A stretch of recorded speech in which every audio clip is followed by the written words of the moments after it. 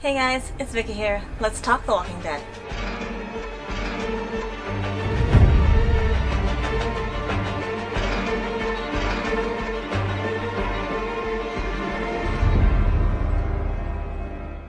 Alright, so in this video, I'm going to be talking all about the 7th episode of the final season of The Walking Dead. This episode is titled Promises Broken.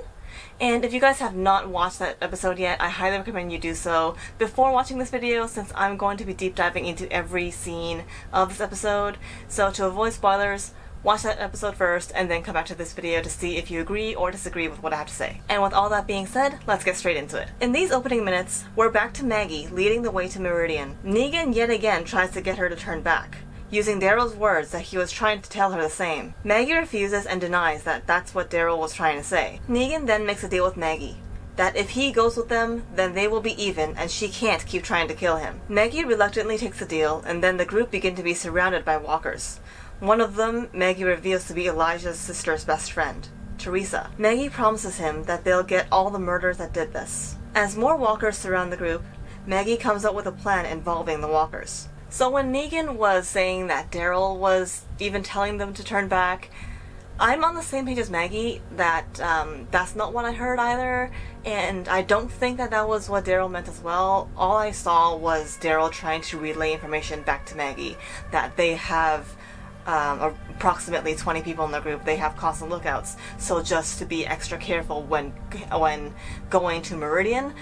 And I don't think that that's actually what what Negan was trying to say. I don't think that that was even the case, because even Maggie said it.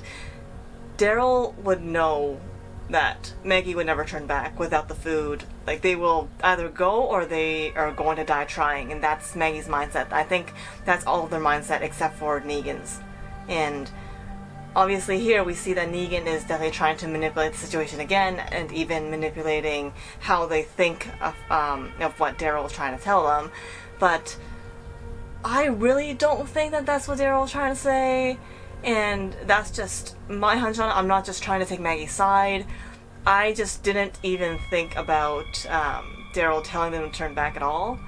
And yeah, I disagree with Negan, and I completely agree with Maggie on this. With Negan trying to make a deal with Maggie, I really liked that, like how Lauren Cohan, she is amazing. And she played it out as Maggie's very amused that Negan was trying to even make a deal with her. She doesn't even fully know if he actually trusts her to keep that promise, but the fact that he's doing this, and it's very obvious that he's desperate at this point, because this woman you know is trying to kill you, yet you're still making a deal with her and you expect her to keep that promise. And I think he manipulates her again by saying, I'm a man of my word and I know you are too. And I think that's the type of manipulation where he says that he is a man of his word and he has proved it in the past, so Maggie cannot be lower than him and not keep her promise. So I think that that's what makes her, well, and the fact that she needs a fighter to help her with this entire mission, that's what makes her continuously keep the promise throughout this entire episode. And I just really like that this episode, these opening minutes, it revolves around a promise, especially because the title name is Promises Broken. And I don't know whether that's like a foreshadowing that Maggie will keep her promise or not, or break it, but we shall see. After the opening credits, we're brought to the outskirts of the Commonwealth, where we see Eugene and Stephanie clearing out walkers. She reassures Eugene that they can trust Lance. We then jump to another building, and Princess and Ezekiel are also clearing out walkers, when his cancer acts up and he finds it difficult to breathe. Princess urges him to get it checked out, reminding him that there is a hospital with doctors and that he can get help. Princess asks Stephanie to get him some medical help, and she goes off to find Lance. Mercer then comes by, escorting a couple, and Eugene seems to be intrigued by who that was. Okay, so, with Eugene talking to Stephanie, I'm kind of starting to ship it, because their chemistry on screen is actually really, really cute, but I'm still going to say it, I don't trust this Stephanie. I'm sorry, Eugene, but I don't think that this is the real Stephanie still. I just can't trust it. It's just like my instinct. I just don't see it. And thing is, I like this Stephanie with Eugene, but I don't think she's the real deal. That's it. And I'm really loving Princess and Ezekiel's like brotherly sister relationship. That's because like Ezekiel seems to be having her back like he always would with anyone else that he cares about, and then Princess is like, get off my back, you're like a nagging brother, but he's not really. But then she just wants her own space, and when they get out, it's like she apologizes for snapping at him, and she's really showing her caring side towards Ezekiel just because she's like, okay, I know you need help. You need to get help. And then I love how she's so straightforward in her words. She just shoots straight and she tells him, stop being so damn stubborn and just get help. Because you need to get help. There's doctors here. There's a hospital here. You can get the medical help you need. Well, maybe not chemo or things that can help with cancer, but actually we don't actually know. And I just really like how caring Princess is towards Ezekiel, and I really hope they continue on with the brotherly sisterly bond. It's just really cute. And a little note with the dude that Mercer was bringing or escorting out of or wherever he was taking him, I didn't like his vibe at all. I just got like a very obnoxious and arrogant, like when we first met the Alexandrians, like their kind of vibe, but like 1,000 times worse.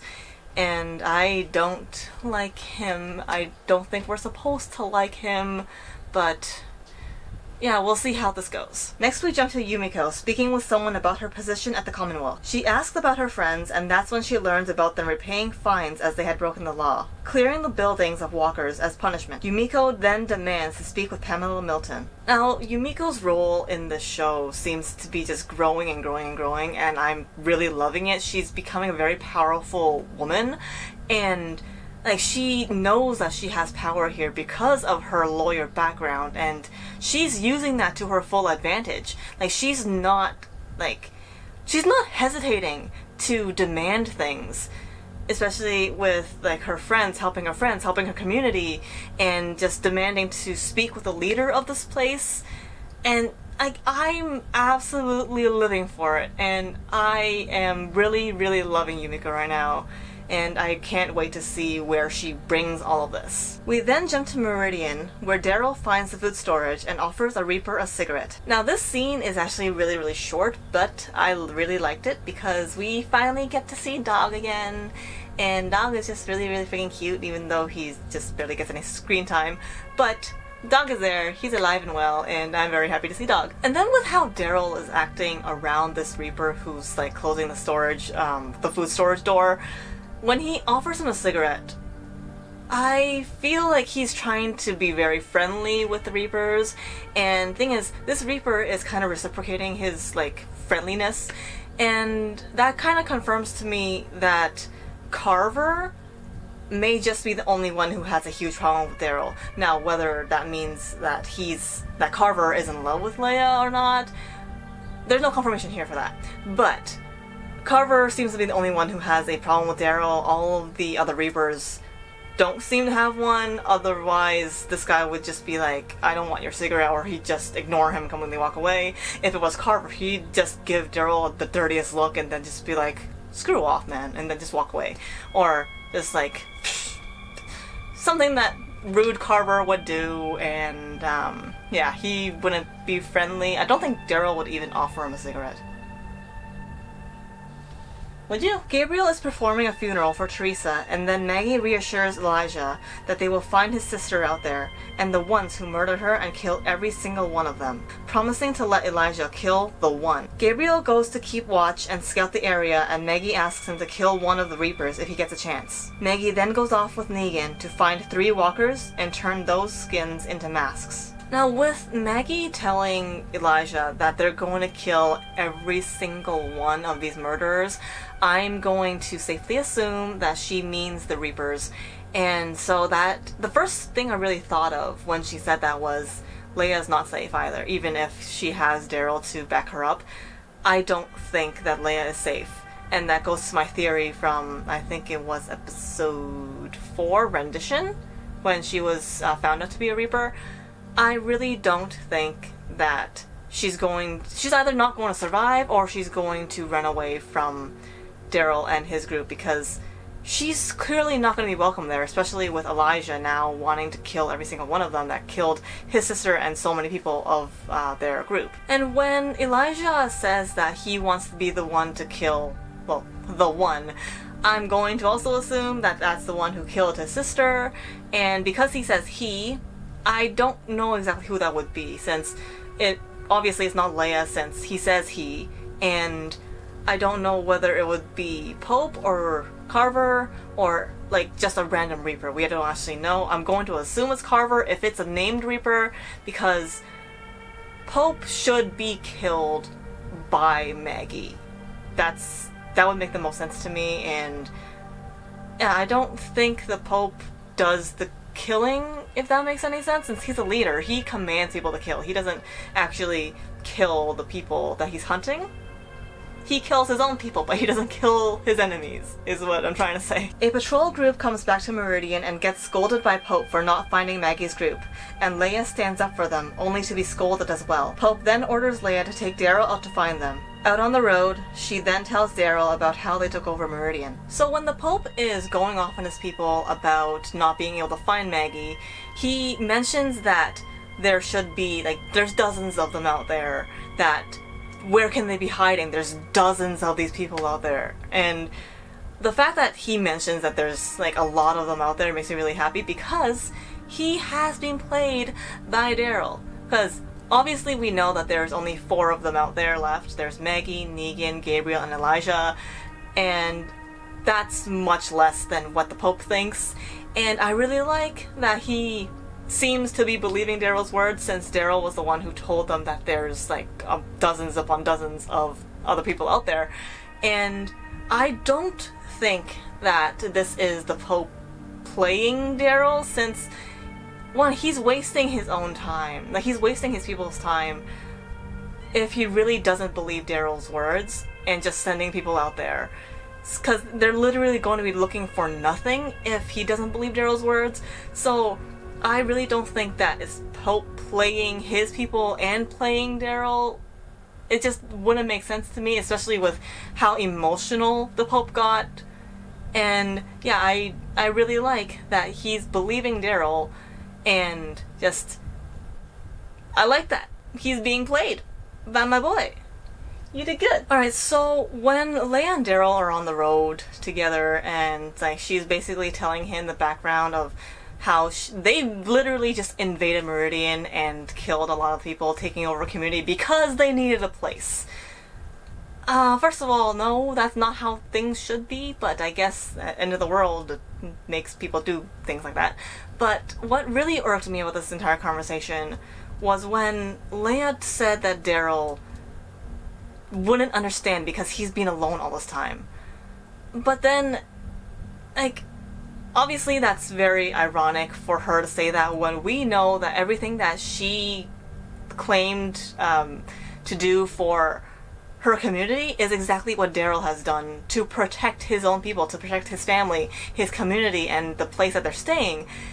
So other than the irony of that, there's really no way that Leah would have known.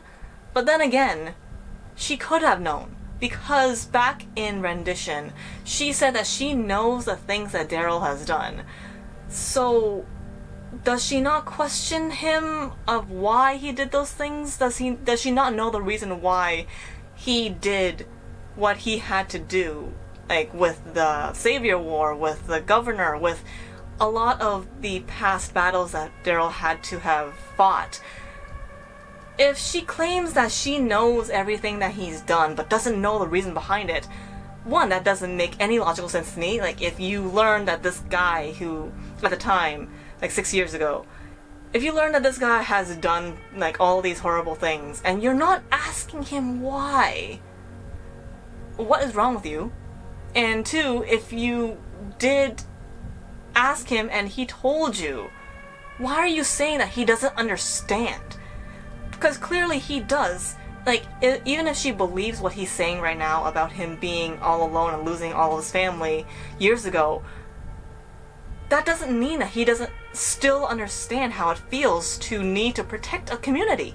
So for her to say that he doesn't understand just because he's alone now that really bothered me, since it's like, do you know Daryl or not? Like, do you know things? How much do you actually know about Daryl?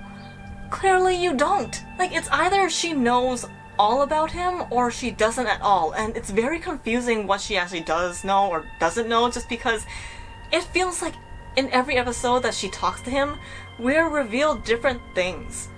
It's like, it's very confusing because it feels like she, 1 minute she knows and then the next she completely doesn't know anything about him, and it's just, it's very confusing. I don't like this type of writing. It's very, I don't get it. Maggie is seen with a Whisperer mask on, and Negan is teaching her how to walk like a walker. He then unties a walker that was bound to a tree to test whether it would bite her. Unfortunately, Maggie fumbles and Negan saves her from getting bit. So I have a question on the Whisperer mask that Maggie has on. So clearly, in the previous scene, they were going to get fresh masks, like cut fresh masks off of a walker. How did Maggie's dry so quickly? Like, you can see it on Maggie's face, or her mask rather, that it was kind of already dried and no blood was getting on her face, and even later on in the scene when she takes off the mask, there's no blood on her face or her hair, and I just want to know, how did it dry so damn quickly? Because I'm pretty sure in previous seasons when we looked at the Whisperers preparing their masks, they had to dry it for at least like 1 or 2 days. Correct me if I'm wrong, but it's just very weird how, unless they found a very dried out walker, but then that still doesn't make sense.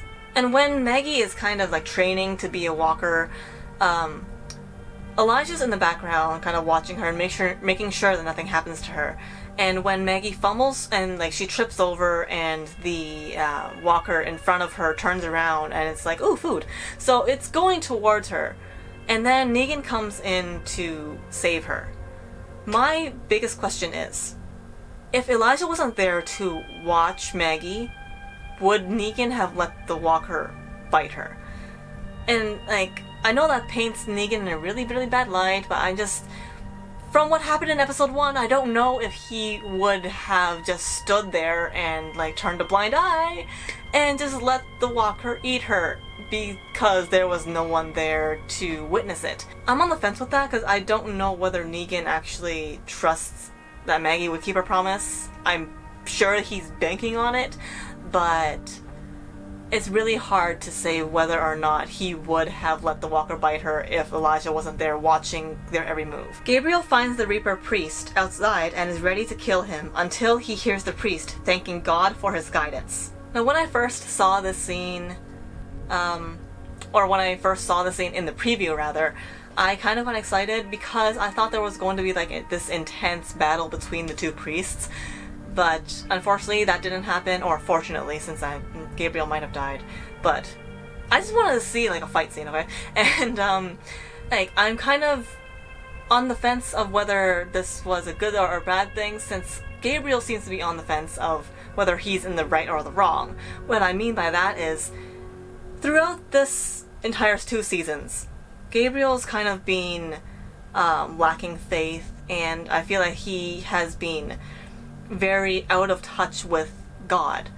And for him to hear that this Reaper has been having constant conversations with God, it's kind of making him doubt himself, and it's just like, what am I doing wrong? Like, and that's what I feel like Gabriel is thinking to himself when he hears that this Reaper, this murderous group, this guy is able to hear God, but he hasn't been able to in such a long time. So Gabriel's probably just very doubtful of himself, and he's just like, what am I doing wrong? Why can this guy hear God but I can't? What's happening? And so, like, I feel like this entire scene was definitely to show Gabriel's character development. Whether it's a good development or a bad development, only time will tell. Back at the Commonwealth, Yumiko is speaking with Tommy, and he reiterates that no one can know he was a doctor. The guards then come and take him away without explaining anything. The conversation between Yumiko and Tommy, it really confirms my initial thought process that Tommy only became a doctor because of his family pressures, especially when Yumiko, she brings up how her dad pressured him into doing it, but then she keeps on trying to say that she saw how happy he was when he was trying to save people, or when he successfully saved someone, but then Tommy's not having it. It feels like he's very scared and he's very wary, and he doesn't want anyone to hear that he was a doctor, he was a surgeon. And when he gets taken away, I really feel like that's all Yumiko's fault. Not to blame her, but because how can she know what they're going to do to him, right? But I really think that it's because she mentioned in her interview / interrogation that she has a brother who's a surgeon. What kind of surgeon? I forgot. But she has a brother who's a surgeon, and he's in the Commonwealth. And because they see Yumiko with this guy who looks similar to her, they're going to put 2 and 2 together and think, oh, this guy's a surgeon. Why is he a baker? Let's interrogate. I think he's being interrogated. I don't think he's being tortured. I don't think the Commonwealth is the type to torture people. I hope not. But, yeah. Maggie is training to walk among the walkers with her Whisperer mask. She confides in Elijah that she knows Negan can be helpful as long as there's something in it for him, and that she hopes that she can keep her promise. Now, in this scene, we see that, Maggie's mask is definitely fitting her a lot better, and, I'm pretty sure there's a shot of, like, the back of her mask being kind of tied together so that it fits better. I just want to know where Negan finds, or where the Whisperers anyway, found all of these string to really do like the sewing, but maybe it's like random shoelaces they find off walkers, who knows. Now we can just tell from Maggie's face that she does not like that she needs Negan's help, but she's doing it because she knows that she needs to get into Meridian to get the food back to Herschel and her community. And she knows that using the herd, using the Whisperers technique is really the best way to go. And when Elijah asks Maggie whether Negan has changed or not, I really like that Maggie doesn't say yes or no. She says they can't know yet. And why I really like that is that she could have straight up said no, he hasn't changed, and basically just convince Elijah that way. But then she straight up tells him that she doesn't even know if he's changed, and like there's no way of actually telling until, well, only time can tell at this point. And I really respect Maggie for doing that, because obviously she doesn't want to trust him. She still wants to kill him, I'm pretty sure. But she knows that she needs him right at this point to teach her how to be like a whisperer, basically. And I don't know, I just really, really like that instead of straight up telling Elijah that no, he has not changed and he never will, she's telling him the truth, that they can't know whether he's changed or not until he can actually prove himself. But how can he prove himself? Yumiko finds Lance outside and demands the whereabouts of her brother. Lance tries to reassure her that Tommy is fine, and then makes a deal with her that he can help her and her friends and family if she is willing to help him in the future. I'm just gonna say it, I don't trust Lance, and I don't think I ever will, but I must say though that he's playing it very smart, since there obviously is a like hierarchy system in the Commonwealth, and with that he is using his every play. Since I don't actually know what Lance does, he seems to just go all over the place. I don't really know his job, but he's using Yumiko's knowledge and her power, because he knows that she has power due to her lawyer background, and she has a direct meeting with Pamela. So he knows that she has a lot of power in the Commonwealth, even if she is just a new person. And as smart as I think Lance is with that, I still don't trust him, just because it feels like he's just trying to use Yumiko, and like whether he wants to overthrow Pamela or like get away with like a lot of like crummy things, I don't know. But I just like Stephanie, or the fake Stephanie anyway, just in my gut, I don't feel like our group should trust him. He feels very crummy and very sly, and I don't like him. Daryl and Leah are trying to find people when they spot a house and eventually find a man trying to get back to his family. Leah calls it in, and Pope gives them the order to kill them all, and then they follow the man back to his people. Okay, so as much as I do not agree at all with Pope's decision to kill off these random people.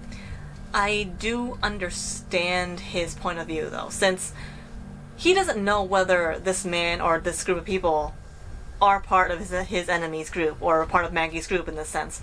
So his best option, as we kind of learned in the past with fighting the Saviors, fighting the Whisperers, just to kill all of them off, just to be safe, that's what Pope's doing here, and again, I don't agree with it, but for him, it really is the smartest move, since he wants them all dead so that they don't take back what he stole from them.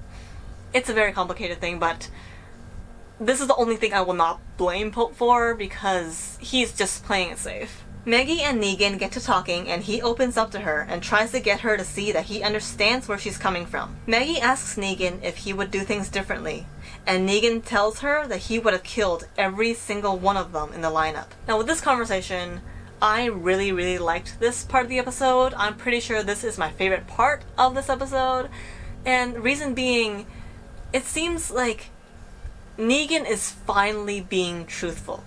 Like, not that he really lied.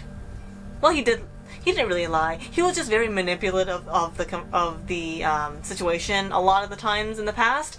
But then for this one, it just seems very genuine. It doesn't feel like he's trying to manipulate her anymore.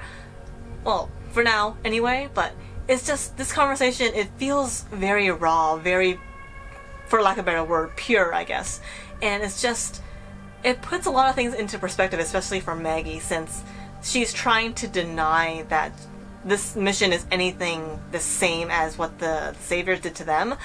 But at the end of the day, there are a lot of parallels.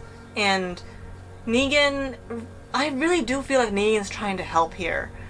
Like, even if it is just for himself, he's actually being genuinely helpful. Now, when Negan was telling Maggie his answer about whether he would do things differently, and that he tells her that he would have killed every single one of them, I really did like that part, just because he's being so brutally honest with her, and I honestly expected him to say, yes, I would have done things differently.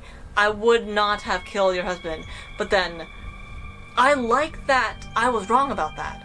Because Negan's very truthful here. He's being so damn brutally honest with Maggie that, like, even she's kind of, like, taken aback and appalled by it, kind of. And it's like, she asks him, why would you say that to me?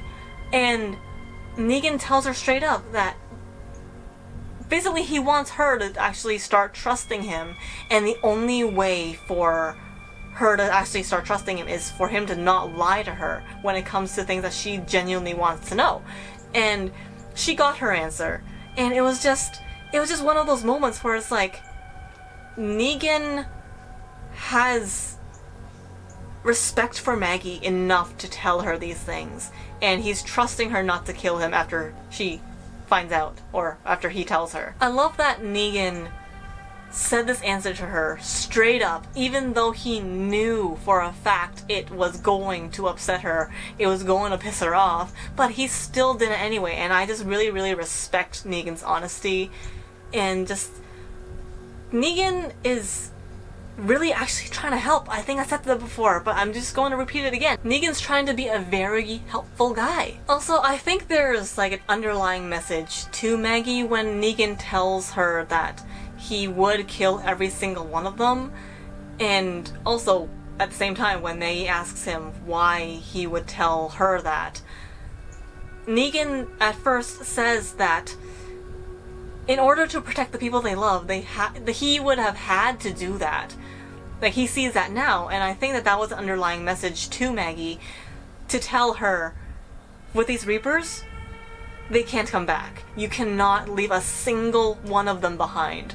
And I don't know if that's just me that gets that feeling that Negan was trying to tell her that, but it would really make the most sense. Eugene, Princess, and Stephanie are carrying out walker bodies, and Ezekiel comes back with lollipops. Lance then separates the group to do some new assignments. Ezekiel and Princess follow Lance while Eugene follows Stephanie to clear the area along the north fence line. I love Ezekiel. He's amazing. He's a very funny character. I really, really, really like him. I'm just a little concerned about his health condition, since obviously we as an audience, we know he has cancer. And when he's getting treated by the Commonwealth, it doesn't seem like they're treating his cancer, rather than they're treating it as a cold, or because I think he mentioned give him cough medicine and just let him sleep. But correct me if I'm wrong, I'm pretty sure cough medicine does not cure cancer. Alright? So, if they are treating him properly, would they not take a look at his neck and know immediately that something is not right? Just like how when Sadiq first saw the lump in his throat, that he knew that something was wrong, and it wasn't just the common cold, it was something a lot more sinister. So with these doctors, are they actually doing their job in looking after patients? Or are they just treating it as a normal common cold everyday thing? And also, do the Commonwealth even know that Ezekiel has this condition? Since Ezekiel, at first, he was very reluctant to letting them know, and he wanted to hide it from them from the very beginning, but do they know it now? And I just thought of something. I'm really, really hoping that Yumiko's brother, he's a surgeon. He might be able to remove the cancer from Ezekiel and save his life. I'm hoping that's the way things go. Just, Tommy, please don't be an asshole and say no just because you're bitter towards Yumiko for telling them. Just please save Ezekiel. Somebody save Ezekiel. Eugene and Stephanie clear a bunch of walkers that were about to surround the couple they had seen earlier. The guy seems to have a problem with Eugene, and they start an argument while Stephanie sees a walker about to bite the girl. Stephanie rushes over and kills the walker, but sprays the walker blood all over the girl's clothing. The guy then yells at Stephanie, and Eugene punches him in the face. Eugene then gets arrested for assaulting the young man. First of all, mad props and respect to Eugene, because he was awesome when he punched that guy, because he was really getting on my nerves. But yeah, with all that respect to Eugene, I really do wish that he kind of left that couple to die, because they're so annoying. We don't even know their names yet, but we know that he's probably very high up, and I still want them to die.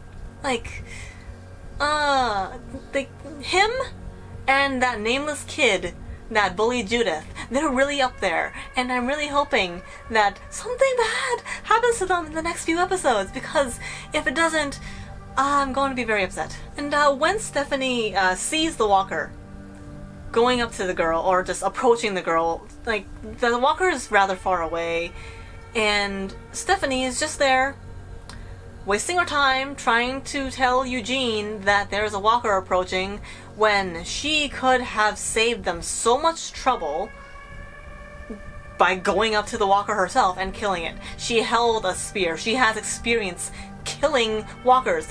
Why does she need to get Eugene's permission to kill this walker when she could have done it herself and saved so much trouble? It doesn't make any sense to me why she would just stall time, wait for the walker to actually approach the girl, which for some reason the girl didn't even notice that there was one approaching her.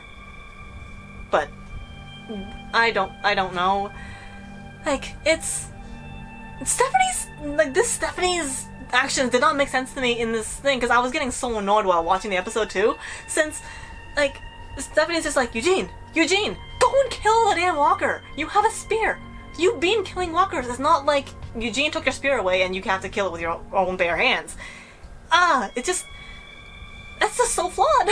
Also, when Lance asks Eugene if he knows, or very rhetorically asks him if he knows who that guy was, how is Eugene supposed to know when no one told him anything?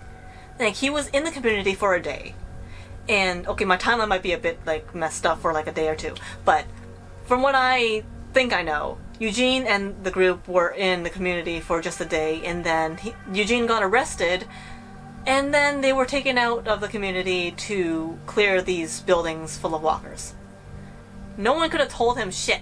So how was he supposed to know who this guy is? It's a very redundant and rhetorical question that if no one tells Eugene who this guy is, how is he supposed to know?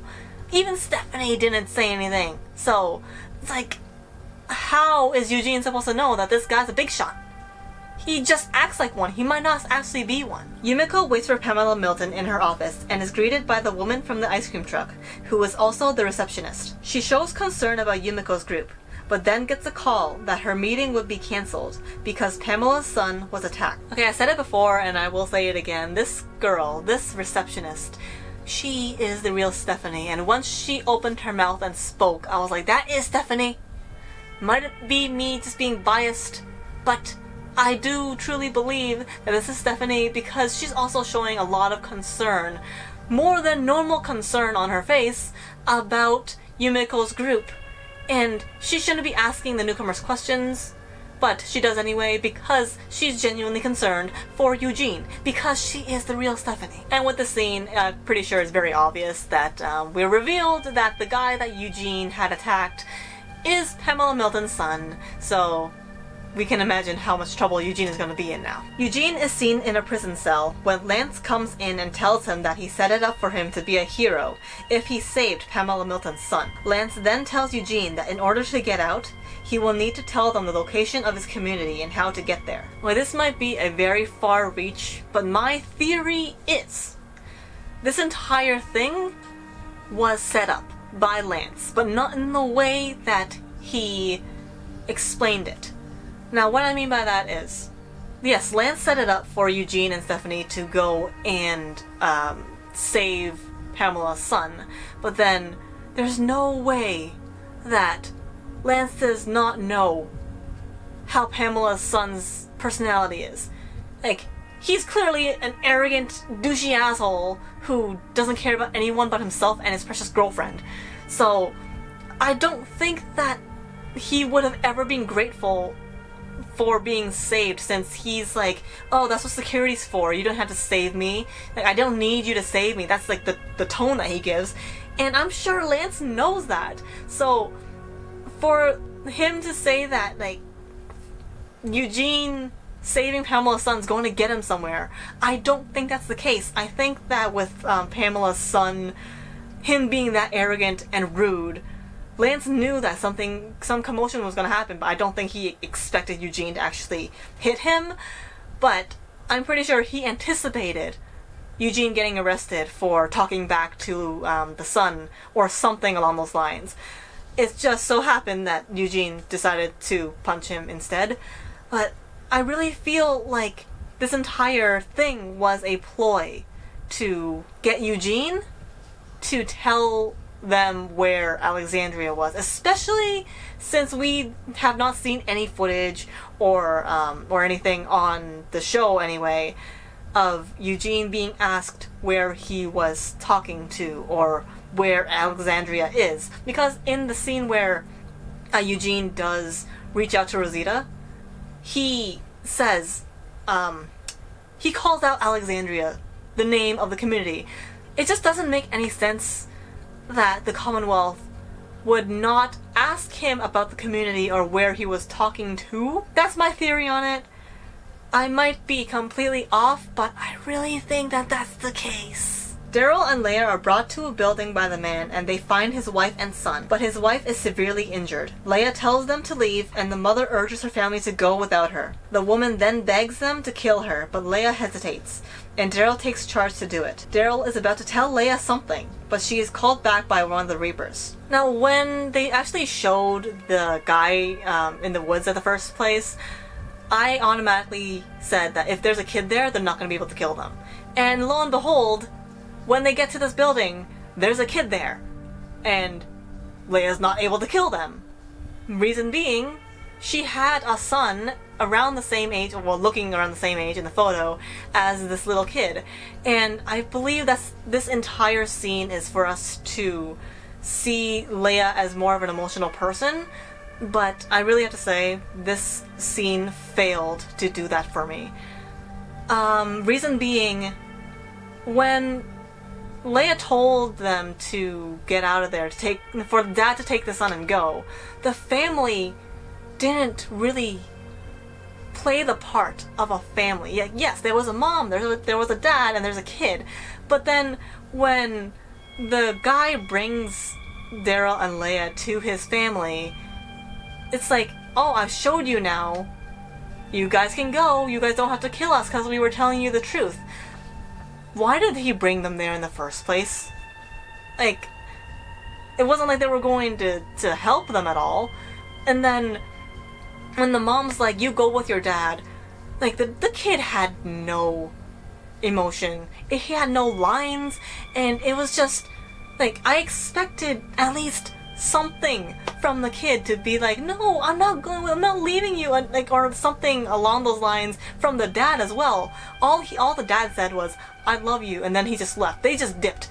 And I'm like, if this was supposed to be an extremely emotional scene, it wasn't there. Like, I'm sorry, it just wasn't there for me. Like, it does not make any sense. And oh my god, it just didn't do anything for me emotionally, and it just really actually just made me mad. And to be completely honest, I think that if there was no kid there, Leia would have no problem shooting both of them in the head. And that's just honestly my honest opinion. And if you disagree with me, that's cool too. But that's really my opinion on Leia. And when Daryl tries to tell Leia something, like he says, I need to tell you something, I really don't think that he was going to come clean and say that, oh, I was lying to you, I'm actually with Maggie, they're my family. I don't think that was the case. I don't think Daryl's stupid enough to do that at that point, because one, Leia is emotional. Two, she has a shotgun. And if he gets her any more riled up, he's probably going to get shot by her, because we've seen how Leia reacts when she hears something that she doesn't like. She either runs off or she just gets very emotional, and like, this woman cannot control her emotions, I feel. And like, I think Daryl was going to tell her that he knows Maggie has a son, so that Leia would join him to not kill Maggie. Maybe not join his side back at Alexandria or join the group in particular. It's just, he has to try. He doesn't want any more death, especially with like his own group. He doesn't give a shit about the Reapers, but he clearly does care about Leia, and he doesn't want her to be caught in the crossfire, and he doesn't want his people to be shot at, obviously. So I really think that instead of Daryl coming clean at that moment and telling her that he's literally a spy or double agent, he was going to tell her that Maggie has Herschel. Maggie has a son. And Leia, being a mother of a late child, she probably would also think twice about shooting Maggie. Maggie is herding a horde of walkers with Negan, Elijah, and Gabriel, gathering walkers and heading to Meridian. Elijah then sees a walker that is his sister, and he gets emotional. I think that with Elijah seeing his sister at this exact moment, while they're heading towards Meridian, is actually the perfect timing. Just because, Elijah I see as a very sweet guy, and so when he sees his sister, she's giving him motivation to get revenge. That kind of makes him sound bad, but I don't mean it in a sinister way. It's more like, I'm going to avenge you, little sister, and that's where we're headed. And it's like, you're with me, we're going on this together. And when Maggie holds his hand, it's actually really sweet. This scene was really emotional as well. This scene was so much more emotional than the one with the family. I'm not gonna go on about the family anymore, but I really liked the scene, and I found that this was a really, really good way to end this episode, since the final shot was of the herd going towards Meridian. And a little Easter egg that I found when they had that shot, when they panned out of the walkers all heading to Meridian with Negan, Maggie, Gabriel, and Elijah leading the way, there was the soundtrack that really sounded similar to the Whisperer soundtrack, and I really, really liked that they added that in, just because it was it gives us off this really sinister feel. The soundtracks are amazing. Alright, so this episode for me was rather lacking, mainly because I'm also comparing it to last week's episode. Last week's episode was amazing, and it had all the thriller moments, it had so many horror movie moments, and it was great. Just this episode, it wasn't very eventful in my opinion, even though it did propel the plot forward a lot, especially with the Commonwealth. But it's just with Maggie and Negan scenes and Daryl and Leah scenes, like, they felt like they were just setting up for the next episode. And that makes complete sense to me, because this episode, episode 7, is the second last episode of part A of this season. And the next episode is going to be the final episode of part A of the final season. So this one's is like a setup for like a major battle, and I'm really looking forward to the last episode of part A, just because I feel like there's going to be like this huge battle between the Reapers and Maggie Whisperers. I'm just gonna call them Maggie Whisperers, and I'm really looking forward to that. And just, I get it that this episode is a setup, so I'm not really hating on it too much, although I'm not really gonna give it a higher rating either. It's, for me, probably going to be like a 6 out of 10. Yeah, 6 out of 10 sounds proper for me. Just because I didn't really connect with this episode that much either. And I did find more flaws in this episode than others. Also, something I want to talk about flaws for the past episode. Last episode, I got a comment from one of you guys, and they mentioned that the carpet should not have been able to cover the hatch the way it did. And after I read that comment, I was like, oh my god, that is so true. Like, who covered the hatch that well, especially when they were frantic and going into the hatch or the basement, whatever cellar you want to call it. Just how did they do that? And it was just like, it was one of the most obvious things, but it just completely slipped my mind. And now I cannot think of how they did it in that frantic moment. And good on you, Fated. Yep, and that's my review of episode 7 of the final season of The Walking Dead, Promises Broken. If you guys enjoy my video, please give me a thumbs up. If you guys have anything to add, or you disagree, or you agree with what I said, please let me know down in the comments below. And if you haven't already, please hit that subscribe button if you would like to see more of my future content. I would really appreciate that. Alright, I'll see you guys in the next video. Thanks for watching. Bye!